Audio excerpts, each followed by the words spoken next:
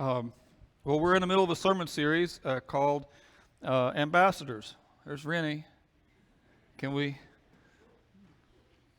He looks good, but I don't know what to do. What do you think? He's going to be embarrassed someplace watching. We can just turn him off. What do you think? Just turn him off? I was hoping they were going to do it with the air parrot. It's the air parrot? Disconnect air parrot and reconnect. Hey, just talk amongst yourselves for a second. We're going to be small technical difficulty, and then we're right back on this thing. Hopefully. It happens. Oh, well. There it is. There it is. Good job. We're in the middle of a sermon series called Ambassadors. If you are have been following along in this series, I think that God has asked us, the bunch of us, all of us, to go be ambassadors for Him. We're pulling a lot of that. Well, hang on. What happened here? That's the one I want. We are therefore, it may be my fault. Don't even look back. It may be, I may be messing it up. We are therefore Christ's ambassadors. That's where we get the idea for the series. As though God were making His appeal through us, we implore you on Christ's behalf, be reconciled to God. So God, in His providence, has made a great call to the world to come and to join Him, and He's asked us to lead that charge. And we are His ambassadors. In a couple of months, there will be a president-elect. It'll either be Trump again or Biden. And one of the first things they'll do is they will select ambassadors to go out and represent the interests of the United States in different countries. And their job while they're there, whatever country it is to speak up for the things that we care about, that the president cares about. One thing that you'll hear about an ambassador is they serve at the pleasure of the president. And we're God's ambassadors as though He were making His appeal through us. And so we serve at His pleasure. And He's asked us to go and speak. Now, one thing that kind of occurred to me when I was trying to get this thought in my head this week was that I think when you look at how Paul perceived his call on this thing, I think there's some instruction for us and how Paul looked at his job to serve and follow after Christ, and how sometimes maybe we do. Paul, who wrote the ambassador verse we just looked at, but he also wrote this one, speaking in Acts. I consider my life, Paul speaking, I consider my life worth nothing to me. My only aim is to finish the race and complete the task the Lord has given me. And the task, again, is sharing his word. This is what God's asked me to do. And Paul felt like, I don't know how many people I have to tell this to, but there's a number out there, and until I get it done, that's all I'm about. I don't even consider my life worth anything. I'm just everything focused on this. There's a story at the end of Acts. This is Acts chapter 20, this verse. But in Acts chapter 27, where Paul is on a boat, and they're taking him as a prisoner to Emperor Caesar. And Paul is supposed to testify to him, to tell Caesar what it is that he believes and what it is that he's about. And while they're on this boat, this ship going across the Mediterranean Sea, they get into a tremendous storm. Acts 27 is a pretty good sailing story if you're interested in such things. Even if it's for nothing else, it's good literature about a sailing story. And it seemed pretty rough. They didn't know if they were going to make it. It said the whole crew started to despair of life. And God speaks to Paul and says, you have to go. You've got to speak to Caesar. I'm going to guarantee that you get there. You're going to make it.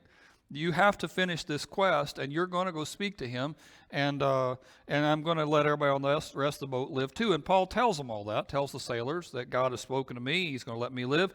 He's going to let you live too. I have to complete this thing. I have to see it through. I've got to get this done. My only aim is to finish the race. This is what God has me here for.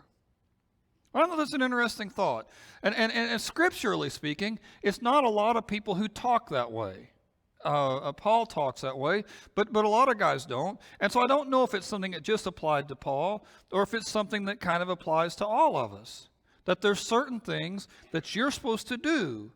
And as long as you're willing to walk and follow God, He intends for you to get them done. Now, I guess you could always check out and say, I'm not going to follow God any longer. I'm not going to do this. But as long as you're willing to go wherever God leads, that God has certain plans for certain people, and that you're going to get her done until that's all you're here for. That's why he has you. Sometimes a fantasy movie will pick up on that idea. The Frodo goes through a near-death thing on the way to Mount Doom, and Harry Potter has a near-death kind of thing. The Princess Bride has that. In The Princess Bride, Wesley is trying to get to his true love, and he's killed on the way, but it turns out he's not dead. He's just, if you remember the movie, mostly dead. And mostly dead is not the same thing as dead. And because true love, he can't die until he gets this thing done. He just physically cannot die. And Paul felt like that about himself. Now, on a smaller deal, I've had the experience, and probably some of you have had the experience, of somebody that I loved on their deathbed, and we're waiting for somebody else to get there. You know, maybe one of the sons or daughters or grandsons or granddaughters or just a dear friend or whoever else, and we're waiting for that person to get there. And when that person gets there, the one on their deathbed says something to them or just, you know, smiles at them or hugs them or grabs their hand, and they die right after that. And the family says, it's like they were waiting till you got here. And I don't know if you really can choose that at the end. I choose to wait until they get here. I choose to hang on until that goes on. But I've seen that. And you've probably seen that, some of you have, and experienced that and been in the room when those things are going on. And again, this idea, is it possible that there's just certain things we need to do? And until we get those certain things done, there's nothing else. I mean, our life is going to continue until we get this done. There's just certain things we're supposed to get accomplished. And I don't think, like I said, it's for everybody. I don't. And I don't think necessarily it plays out the same way in different people's lives. But I think it's an interesting thought, and I've been thinking about it this week. It's made me go back and study some of the things that Paul said. And I've already put this verse up, which I think is a good one. But another one that kind of hit me is in Acts 26. And in Acts 26, Paul is explaining himself. He's telling his life story to King Agrippa, who's kind of in charge of that area there. And he's explaining his life story to King Agrippa and telling him what all has happened to him, how he saw the light on the way to Damascus, how God has at every step seemed like he's got a plan for Paul's life. And he says, God told me this. And then I've wrote it down here, what God said to him, that God told me this when on the Damascus Road, that God spoke these words out loud, Paul says, to me. Jesus told me these things, that I'm going to do them both, and we're going to talk about it. I'm sending you, Jesus says, I'm sending you to them to open their eyes, to turn them from darkness to light, from the power of Satan to God, so that they may receive forgiveness of sins and a place amongst those who are sanctified by faith in me. Now, all those things are, I mean, none of those words are super big or hard to understand, but I just to kind of poetry, right? Think about what all's being said. I'm sending you to them to open their eyes, turn them from darkness to light. Jesus' position, according to Paul, Jesus is the one speaking to Paul in this verse. Jesus' position, Paul says, is that most people are walking around with their eyes closed. They don't know why they're here. They don't know what this life's about. They don't know the most important things. There was a science fiction movie several years ago called The Matrix, and in The Matrix, all the people are just hooked up to a machine, and they don't even know that they're hooked up to a machine. And that's kind of the same imagery here. People just go about their lives, and they think the whole point of life is to get up in the morning and work hard all day and go to bed at night and try to marry somebody that you can live with and have some kids and retire at an early age. And this is life, and if you do that, you've checked all the boxes. And they're walking around with their eyes closed. They just don't understand that there's more going on than that. Their whole life is about the material stuff that they can see and touch and taste and smell, and they don't think about the deeper realities of eternity and a God in heaven who's watching this. And so Jesus says, I'm sending you, Jesus is talking, I am sending you, Paul, but he could be saying it to you guys too. I'm sending you to them to open their eyes. So part of our job as a Christian, Paul felt like, was to go and help people see what's going on. And in that way, you're not, some of the language we use, like a missionary might say, I'm going to take God, we're taking the Lord to Africa. The Lord is already in Africa.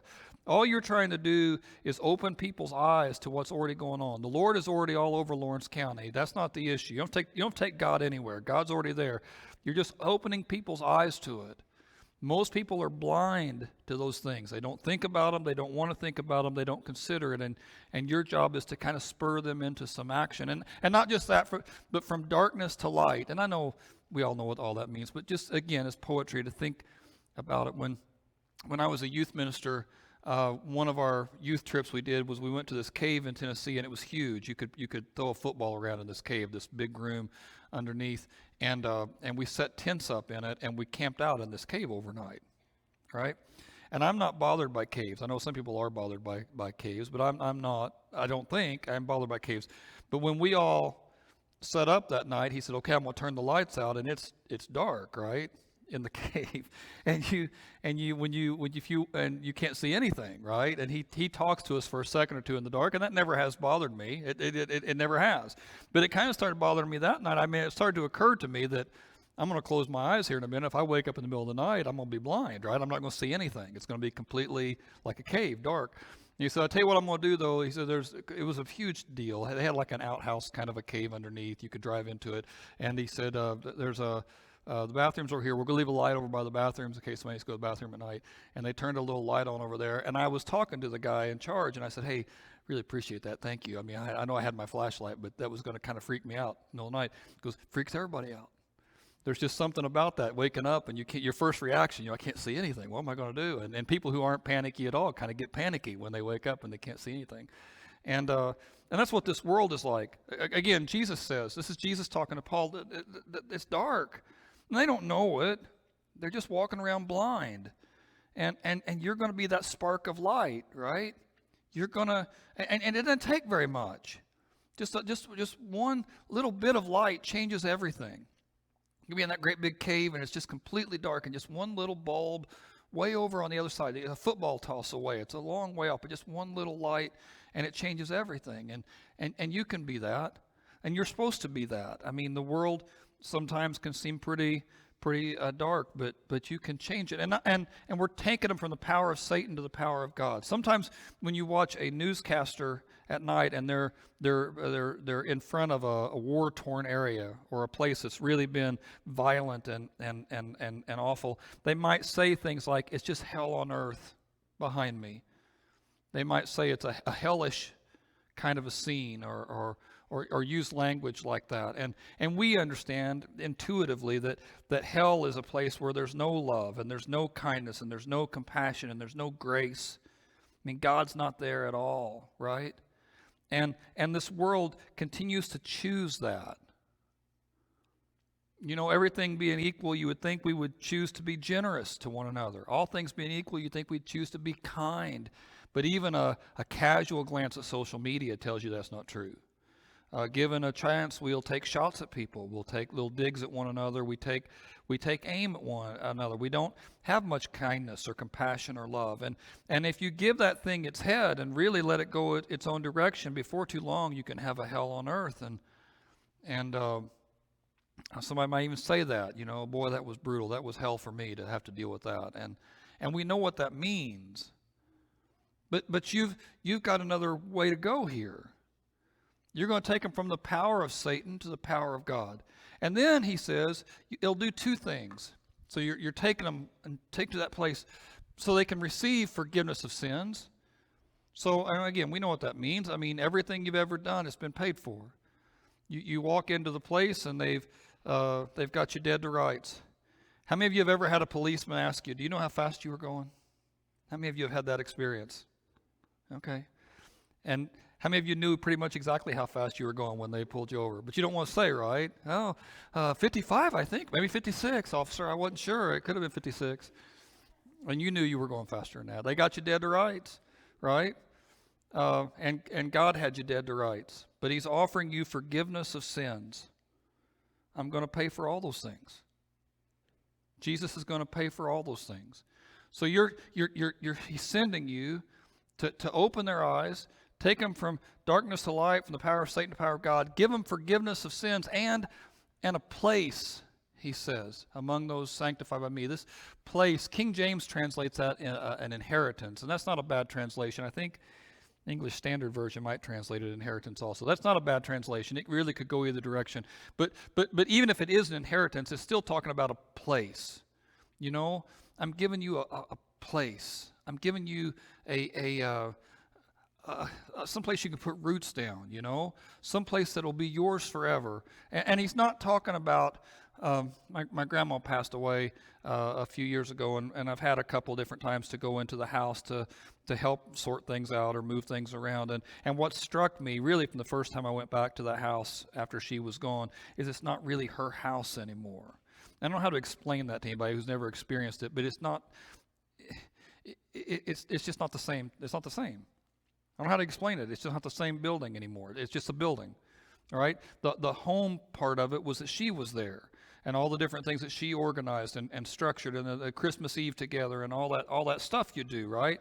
I mean, a place was never so much about the building as it was the people and that moment, and how in that time that everything was working, right? The same way. And that's what he says. I'm giving you a place. A place where you'll be home. And again, it contrasts to those other things. If hell is a place with no compassion and no grace and no kindness, then I'm giving you a place that's different than that. And of course, he's talking about the church. The churches aren't always that. I mean, we've all had experience in churches. Some, I'm sure we have, that have always been that. Sadly, churches are full of sinners and hypocrites. And look around, you probably got a sinner or a hypocrite right beside you there. Look, and I promise, they're everywhere. But that's the plan, right? And God is continuing to breathe His Spirit into this place. I'm going to give you forgiveness of sins and a place amongst those who are sanctified by faith in me. And Paul says, and I wasn't disobedient to that vision. Now the vision is everything he just heard God say. I'm sending you to turn them, open their eyes. I wasn't disobedient to it. And I put this verse in here because it implies something. It implies that Paul could have been disobedient to it, right? That there was an option given. That Paul could have said no. That Paul could have said, hey, thank you, Jesus, for turning me around. But I don't like to talk about religion or politics to people. But thank you, Jesus. Thank you, Jesus, for turning me around. But I don't like to make people uncomfortable. But I appreciate what you're doing. I'm pro-Jesus, and I want to see you get things done. I'm just not really interested in doing that. So when you say you're sending me, thank you, Jesus, but no, I'm not going. I mean, this verse implies that Paul could have said no to those things. In fact, again, in that Matrix movie, one of the guys who is free from the machine decides to go back into it. I just want to be stupid about all these eternal consequences. I don't want to know they're there. I just want to pretend like none of that's real. I just want to get up in the morning and work hard all day and try to marry well and retire early and not think about that stuff. And I think people can choose that too, to be disobedient to this vision that God has for the world, to say that it's just not something that I'm interested in doing. Paul says, I can't think that way. He says, when I preach the gospel, I can't boast. I'm compelled to preach. So I can't brag about doing it. He said, what else would I do? I mean, for Paul, it was such a vivid and powerful thing when Jesus got a hold of his life. And what else woe to me, he says. I mean, in other words, I pray that I be cursed or something. I mean, woe to me if I don't preach the gospel. I mean, this is why I'm here. And I want you to think about this. Most of the stuff that we talk about in church, here's what Christians should do. I mean, most of that stuff, you're going to, if the message is true, if what Christ, if the Bible is real, if all that stuff is true, okay, then most of that stuff you're going to do forever. When we talk about loving one another and forgiving one another and showing grace, I mean, you're going to do that forever. I mean, that's going to be the new life, and it's going to go on forever and ever. Most of the stuff that we talk about doing here is just going to continue there, except for one thing. Evangelism and telling about Jesus, I mean, that can only happen here. When we get there, there's nobody out there who's not going to already know. I mean, it's here where they don't know. It's here where the risk is needed. It's here where courage is required. It's here where we're sent out to people who have got their eyes closed to wake them up. And not everybody likes to get woke up. Not everybody enjoys that friendly shove in the morning. And that's what he's called us to do. To go out and speak. Jeremiah said, it's like a fire in my bones. I can't help but do it. Okay. We're about 3/4 done. So if you need to stretch, we're almost done. If you want to kind of get yourself together, I want to shift gears just for a second. We've been talking about just one verse. Kind of want to go a different direction just for a minute. Been reading this book by Braving the Wilderness by Brene Brown, and she talks about the loneliness that she believes is epidemic in America, and that it's gotten worse. And some of that makes sense. I mean, you feel it, right? I mean, you can feel the loneliness that we run into. A lot of people, even when they run into some hard issue, maybe you've had a friend who ran into some hard issue, and everybody will say the same thing. I had no idea they were struggling, right? Or I had no idea they were in the middle of this thing. And we don't know one another that well, and we don't connect that much. And it's just, as a culture, we're kind of a lonely culture. And it's just one of those things, and hopefully as a church we can address that. But her point, Brene Brown's point, when she's writing this book, is that it behooves all of us a little bit to try to reach out and try to reach people who might at first glance seem a little threatening or dangerous. Because what we do kind of instinctively is anybody who seems like they might be a little prickly, we have a way of kind of keeping some distance between us and them. And the hard, ugly truth is that most of the people that you have to bounce off of are going to look that way to you. Most people are not safe. Most people are not easy. Most people are not uncomplicated. Most people have issues, and so there's a temptation to try to avoid that, and in avoiding that, we just get lonelier and lonelier and lonelier, she said. She quotes a couple of statistics that I found to be interesting. One of them was in 1976, which I think was when Carter ran against Ford, so it goes back a few days. In 1976, 25% of the country lived in a county that was a landslide, one way or the other, for that candidate. Only 25% of the country lived in a place where it was 80% or more of the county would vote one direction, where it was a landslide. Last election, 2016, it was 80%. In 2016, 80% of the country lives in a county that went landslide for one of the two candidates. What the studies are proving is that increasingly we choose to live with people who think mostly like us. Social media, Twitter and Facebook and Instagram, their whole business model is designed to get you to come back. As much as they can get you to come back, they want you to come back as quick as you can. And so Facebook and Instagram and Twitter and Snapchat and all those different things, they track, they log how long you look at different things. And if you look at one news article for 2 seconds, but another news article for 2 minutes, then you're going to get more of that second news article or things like it. The computer is all the time calculating what it is you want to see and what it is that you want to hear. And so if you get a lot of your news through social media, and really even through some different websites are using some of these algorithms, you're going to find that pretty much your whole news feed goes a certain direction. Your Twitter feed will start to adjust and be a certain direction because, and so again, we have a way of congregating with people who think like us, who operate like us, who process things like us, who believe things like us. Anyway, in this book, Brene Brown says what's happening, though, is as we get more and more isolated that way, we're getting more and more lonely.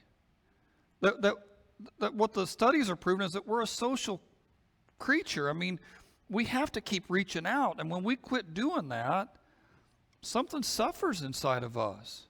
And this is not a Christian thing. It's just a thing. I mean, we're made to keep reaching out.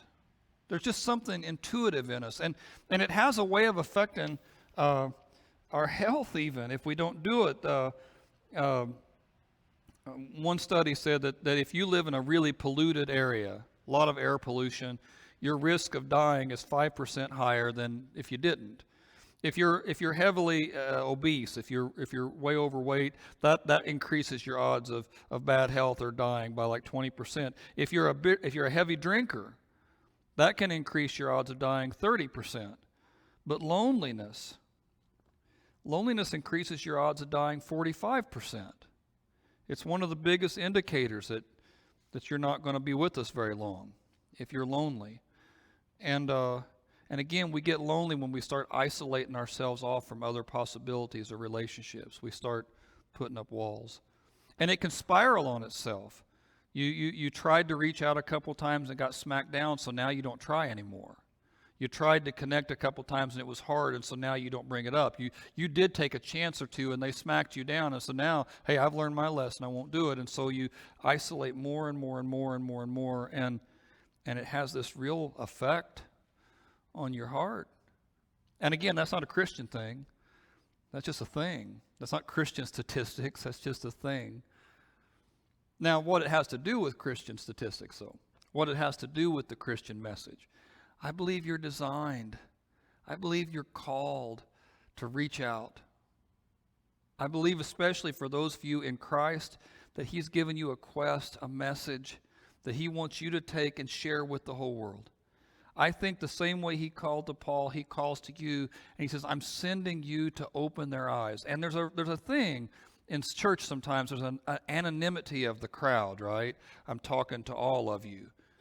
But I want you to think about me talking to you personally, even if I don't know 100% what you're going through. Jesus says, I'm sending you.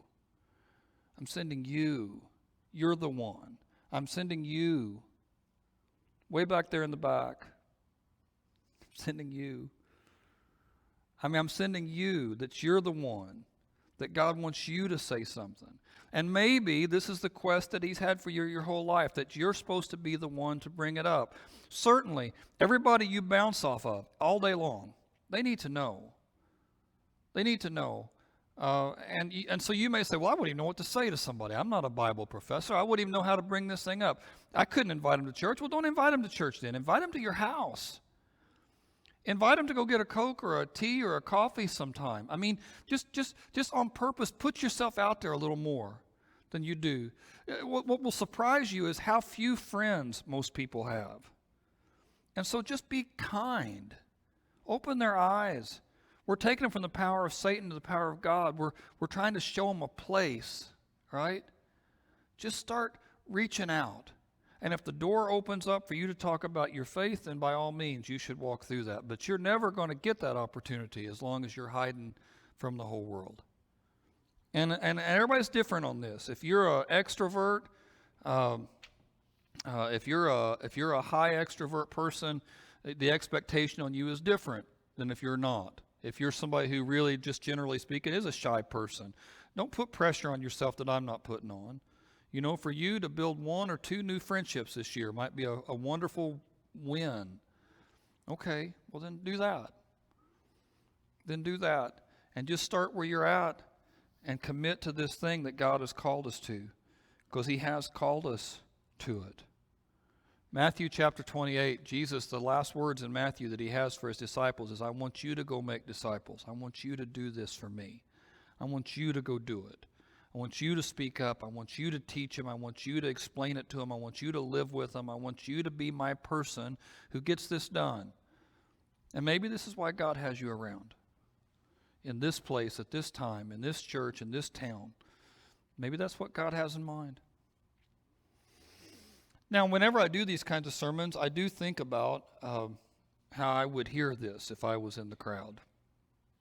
Because I'm kind of a shy and quiet person my own self. I can get up in front of people and talk, but when it comes to just small talk and getting to know folks, it can be a challenge. I'm not a joy to be around, and I'm working on it, but we all have our crosses to bear, and you just pray for Julia, right, all day long, because it's hard. But that's what we do, and so I'm thinking, how would I respond to it if I was sitting in the crowd? And I would imagine there's a chance that it would just miss me altogether. That I would hear the sermon talking about it and think, well, that's nice, but it's not really for me. But that's nice. You know, people should do that. You know, hope somebody does. Hope that helps somebody. But it wouldn't really hit me, and I'd find a way not to think about it. Or if it did kind of get under my skin a little bit, where it was really starting to irritate me just a little, you know, thinking about it, and well, if that is me, and I'm wondering if that's what I'm supposed to do. I think what I would do is I would immediately start making excuses in my head why that doesn't really apply. And they'd all be sin. It might be fear. I wouldn't know what to say, you know. I might get into something like this and I'd be embarrassed. I might lose a friendship or a relationship. I might, you know, something might go wrong, or I might mess it up. And It'd just be fear, which would just be sin. But I could imagine me doing that. I could imagine it being a little more firm kind of a sin thing, like a pride or a greed thing. Be protective of my resources. I would love to do that, but right now it's just a terrible time.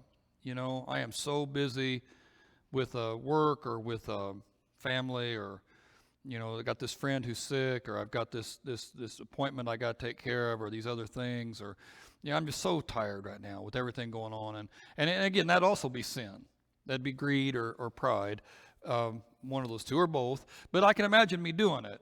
I can imagine me saying that to myself, and I've done that before, and I can imagine doing that to try to get out of it. Or I might, depending on what sin kind of stuff I'm dealing with, I might have another excuse. I might say, well, I need to get my own life straightened up first. My marriage isn't perfect. I'm not the best dad in the world, or I've got this thing or that thing I'm struggling with right now, or I've got to work on this or that. And until I get that stuff all cleaned up, I don't really feel like I'm the best guy to be out there talking about stuff like this. So I'll just wait till I get it cleaned up. And again, you're never going to get it cleaned up. You're never going to get it fixed like that. That's not how this world's going to work. And the only time life is going to slow down is when you're dead. That's when it's going to slow down. When they're all looking at you in the box, life is going to slow way down then. But until then, you're going to have to make some choices. And what occurs to me, and I've been reading some Tim Keller, and he's kind of pushed me on this. What occurs to me is that a lot of times for me, it's not really a sin problem. It's a worship problem.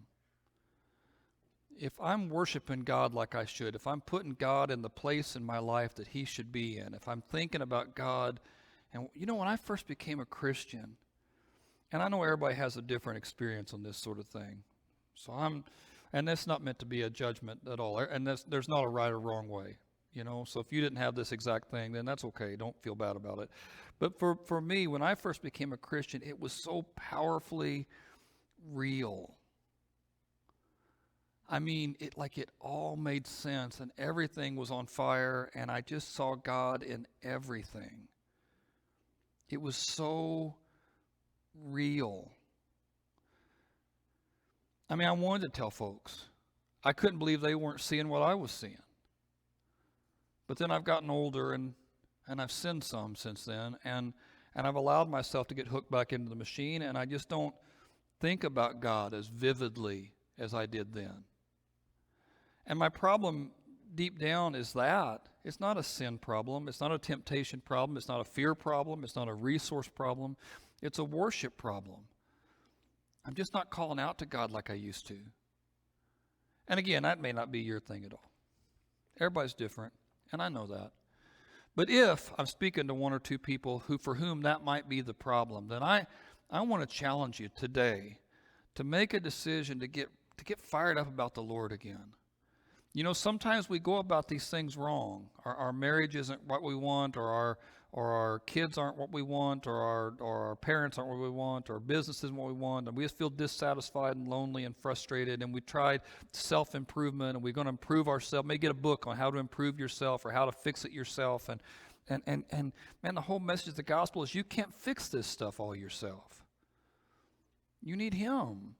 You need God's Spirit in your life, and we try so hard to control it, and what you really need to do is let it all go and to beg God to come into you big again, to beg God to let his priorities be your priorities, to beg God to burn like he burned when it first made sense.